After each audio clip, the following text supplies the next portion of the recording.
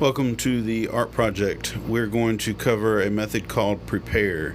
If you enjoy it, please give me a thumbs up, and if you're new here, please hit the subscribe.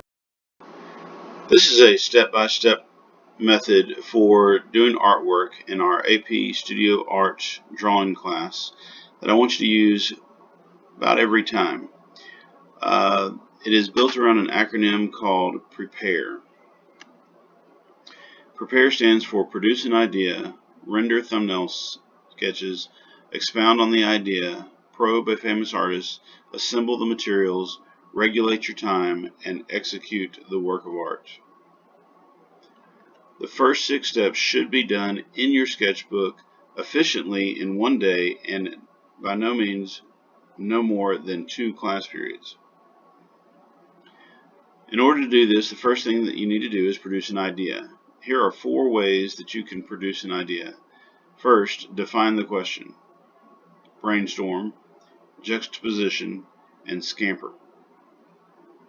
Defining the question makes it a little bit easier to come up with a solution to your problem.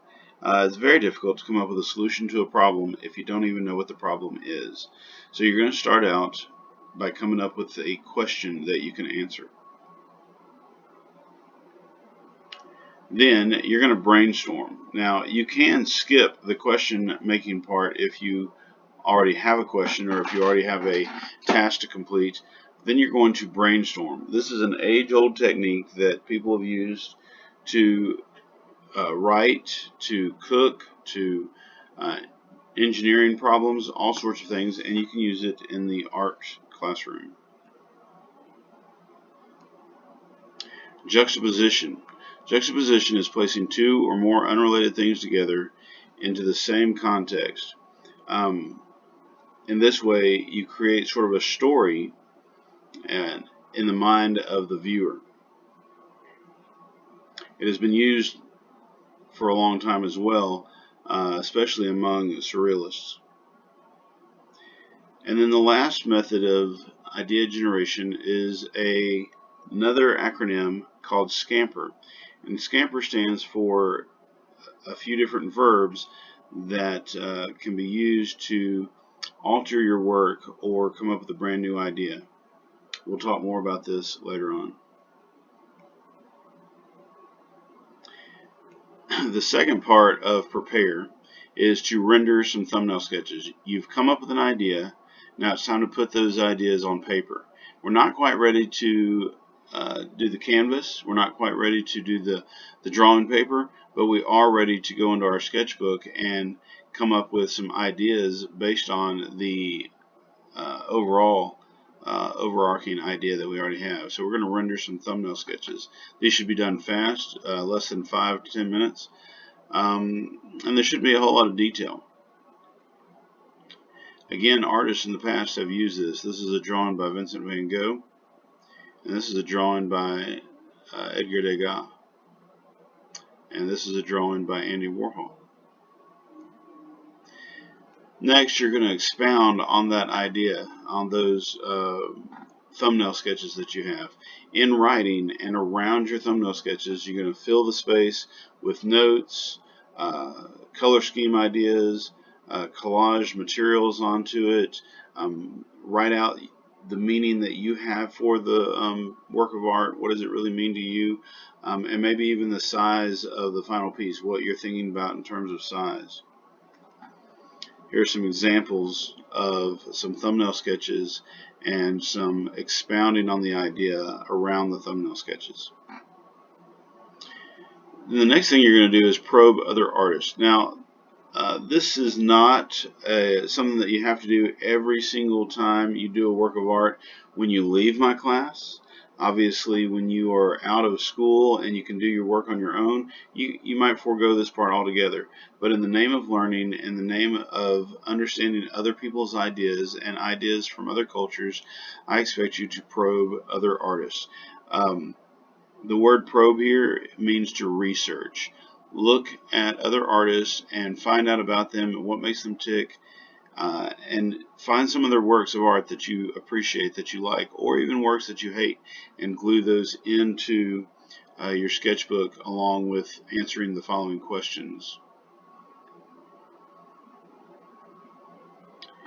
So you're going to find the answers to these on the internet. And there are 12 of them that I use to help you know what to look for when you're researching these artists. If you need a copy of it, you can probably find it in the link down below, in the description down below. What is the artist's full name? What is their most significant contribution to the world? List 3 of their most famous works of art. You'll want to also get copies of those and glue them into your sketchbook. When and where were they born? Where did they live most of their career? Who were their contemporaries? Who were some other artists that inspired them, or that they copied off of, or that they talked to on a regular basis in order to come up with ideas of their own? How much has some of their artwork sold for? What style, genre, or period of art are they most noted for? What media and method did they work in mostly? Who are their influences? Find images on the 3 most famous works, print them, and glue them into your sketchbook. Then find a quote by the artist that you either love or hate. Put it in your sketchbook and note why you chose that particular quote. Then we're going to assemble some materials. Because of copyright issues and plagiarism, and for the sake of trying to be as original as we can, what we really want to do is take pictures of our own work. We want to assemble our reference materials. If you're going to do a picture of a cricket, go out and take a picture of your own cricket, and that way you know that you are working from something original. If you start with something original, then you're going to keep it original. You'll notice in this particular image here that the book was taken from Getty Images, but you'll also notice that if you in the artwork that it has been turned to the right. So the image that they glued into their sketchbook, which nobody other than you is probably going to see, has been altered quite a bit. Here are some images that I took with my students before I did drawings of them. So I took my own reference photographs. Alright, another thing that you need to do is regulate your time. Look at your schedule for the rest of the week. And when I say look at your schedule, I mean if you have a job, if you work at McDonald's or Walmart, look at your schedule. Find out when you are supposed to work and when you're not supposed to work. When you are off and when you are at school.